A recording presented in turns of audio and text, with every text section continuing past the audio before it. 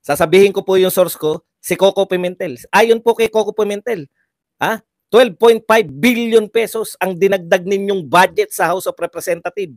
Diyan po sa may bicameral. Narito ang Balitang Pinoy TV. Magandang araw sa ating lahat mga kababayan. Saan man panig kayo ng daigdig naron, dito na naman tayo sa another episode ng ating vlogs. Pag-uusapan natin ngayon, ito po, no, ang ilang pong supporters ni PBBM sa Twitter, minamaliit po yung yung manifesto nitong mga retired PMA graduates. Mga PMA graduates. Pag-uusapan din po natin ito pong Chacha na muling sinusulong ng HOR. Napaka-busy po ng House of Representatives, no? Lahat po ng uri ng machination, lahat po ng uri ng pamumulitika, lahat na iisip nila, no? Yan pong Chacha, napakadelikado po niyan. Charter change, lalong-lalo na kung ang namumuno po sa pagsusulong ay etong kasalukuyang House of Representatives, ay napakadelikado po ng pagbabago ng konstitusyon, no? Okay, pag-usapan din po natin, sinabi po ni Pimentel, medyo na lang po natin na mas mabigat pa pala yung sinabi ni Pimentel, no, na ito daw pong pagdadagdag nila ng 450 billion na unprogrammed appropriation ay unconstitutional, no? Yan po mapag-usapan natin, pero bago yan, kung bago ka pa lang dito sa ating channel, mag-subscribe ka na. Dahil ito lang ang tayong channel na may kinikilingan, may pinapanigan, una sa balita, uli sa impormasyon, kaya ano pang hinihintay nyo, pindot na, okay? Alam niyo po, sa totoo lang, tayo pangkaraniwang mamamayan lang, no? Ngayon lang po nalalantad sa atin tong mga budget. Alam niyo, yung pinag-uusapan, kaya po nakulong si Ka Eric, no? Sa totoo lang po, kaya po nakulong si Ka Eric. Kino-question niya yung 1.8 billion na travel expense, di po ba? Yun yung simula eh. Ngayon po, etong nilantad ni sasabihin ko po source ko para malinaw po yung source natin, ha. Sasabihin ko po yung source ko, si Coco Pimentel. Ayon po kay Coco Pimentel, 12.5 billion pesos ang dinagdag ninyong budget sa House of Representatives. Diyan po sa may bicameral. Nagtataka ko sa mga makabayan black. Yung 125 million, antindi na reaction nyo. Yung 1.8, matindi pa rin reaction nyo. 12.5, bakit kayo tahimik? Pag sa inyo pala dinagdag, tahimik lang kayo. Pag ang House of Representatives ang makikinabang, tahimik lang kayo. Ito po, sinabi pa po ni Coco Pimentel, nagdagdag pa ng 450 billion na, anong tawag niya dyan? Tinawag niya yan na unconstitutional. Yan po, sa politiko po. Ngayon po, nasa Twitter, politiko, sinabi ni Pimentel. May source, baka magtanong kayo kung sino source. Alam po ninyo, ang lalaki po ng pera na to. Yung sa 450, kasama po yata yung Senate doon. Yung 12.5, yun po yung sa HOR lang. Para lang po tayo makatiyak, mahirap na. Maiinit tong mga to eh. Para lang po tayo makatiyak, yung sinabi mismo ni Pimentel. Yung wordings, mahirap na, di ba? Kinakailangan i-quote natin verbatim kung ano po nakalagay dito. Ayan po, 500 billion tongpats, sabi po ng politiko.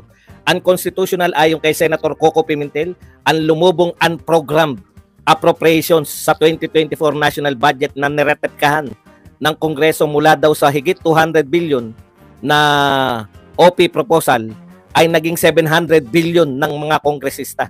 Ito po ay ayon sa politiko. Dito po makikita yan sa Twitter at nagsasalita po si Senator Coco Pimentel. Okay, ang question ko lang po, Senator Coco Pimentel, kasi wala kami ideya eh. Ang bigat sa amin nung ang daming kumwestiyon ng 125. Ngayon parang ikaw lang yung kumu-question. Magkano halagang pinag-uusapan natin? 700 billion, no? Kinakailangan po itong ipaliwanag ninyo. Kasama ka, Coco Pimentel. Kasi sabi mo, unconstitutional. Kung unconstitutional po yan, labag po sa konstitusyon. Wala nga ang akusasyon eh. Wala nga pong akusasyon kay Sara Duterte na unconstitutional yung 125 eh. Ang tinatanong, milyon lang ang tinatanong lang po sa kanya, saan mo ginamit? Pero ang laki pong usapin. Bakit po parang tahimik ang lahat dito? Hindi ko po alam to. Binabasa ko lang. No? Wala po ko ideya kung paano tong mga proseso na nila na unprogram, yung mga sinasabing unprogram appropriation. Nagbabasa lang tayo. Ayan, no? Binabasa lang po natin sa Twitter. Okay. Kaya nahihiwagaan din kami. Ako, hindi sapat sa akin na binubulgar mo, Coco Pimentel. Kung talagang yan ay ang constitutional, kayo ay abogado, kayo ay senador, dapat po, hindi lang po, baka kasi sinasabi mo lang din yan. Baka namumulitika ka lang din, pero hindi po eh. Hindi mo sasabihin sa press yan. Di po ba? Ang problema, bakit po hanggang press lang? Nag-e-expect po kami sa inyo, binoto po namin kayo ng, kahit hindi ko kita binoto ng personal, yung ibang tao, kaya ka nanalo, para po pag may nalaman kayong unconstitutional, itatama nyo sana. Bakit hindi kaya nyo na itama? Nagtatanong lang po ako. Ito po, maliwanag na katanungan to. Kasi hindi po kami nagtatanong para gusto po naming maliwanagan. Kung totoo na ang constitutional yan, bakit hindi po pinag-uusapan sa Senado o sa Kongreso? Bakit tahimik po yung Makabayan Black? Kasi Makabayan Black ang ingay. Bakit tahimik dito si Risa Ontiveros? No? Hindi po namin alam yung paano eh. Pangkaraniwang mamamayan lang kami, sinabihan nyo. Kayo nagsabi, ikaw Coco Pimentel. Sana, wag po nating basta hayaan na lang na mayroon palang ang constitutional na nagaganap. Kasi, ang daming reklamo kay Sara Duterte. 3 po. Ang inihain na reklamo sa Supreme Court. Sa halagang 125 million. Ito po, bilyon-bilyon ang pinag-uusapan. At nagsabi, hindi nyo lang po kina-question kung saan napunta o bakit nangyari. Ang sinasabi nyo, ang constitutional.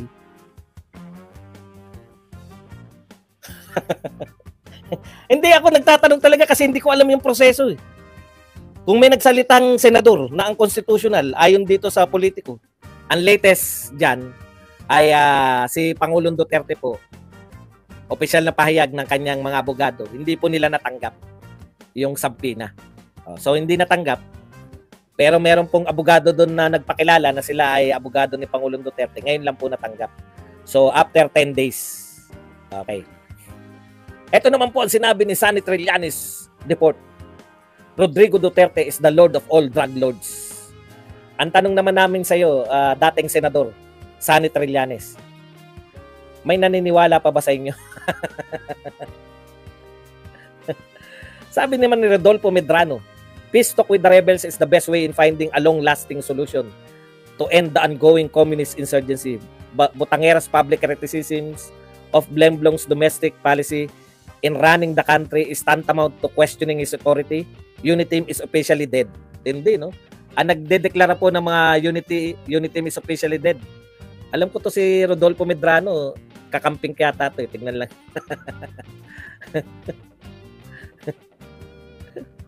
Followed by Dasalistin. Kita mo? Mga kakamping to. Mga rappler ang mga pinopromote. Kakamping na po nagdedeklara ngayon. Wala naman kami problema dyan. Kung feeling nyo talaga, kayo na yung ka-unity. Sara Duterte, mag-resign ka na sa DepEd. You don't deserve the President's trust. Mamalutang. Be an opposition, kontrahin mong Pangulo until his term ends. Just like Leni Robredo, you will feel PBBM supporter revenge in 2028. I dare you. Sino ka naman? Yung dinidare mo, binoto yan ng 32 million. Sino ka naman? Para utusan mo yung Vice President ng Pilipinas na mag-resign. Binoto po yan para hindi mag-resign. No? May banta-banta ka pa, no? PBBM's supporters revenge. Anong ibig mong sabihin na revenge ng mga PBBM supporter sa 2028? Ano ibig sabihin? Mananalo si Martin sa 2028?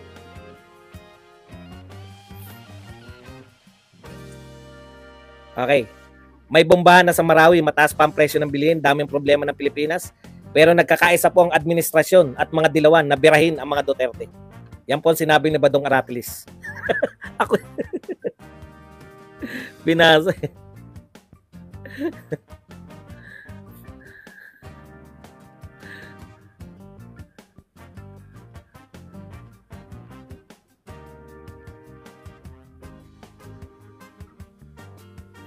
Ayaw ni So nung usaping kapayapaan. Bakit kaya?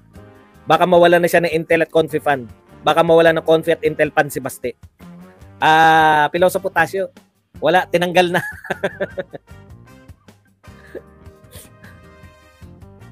Yan lang po ang ating topic para sa araw na to. Pwede na po tayo magbasa naman ng inyong mga Ito na nga mga kabalita. Ano na ang masasabi nyo patungkol sa balitang ito?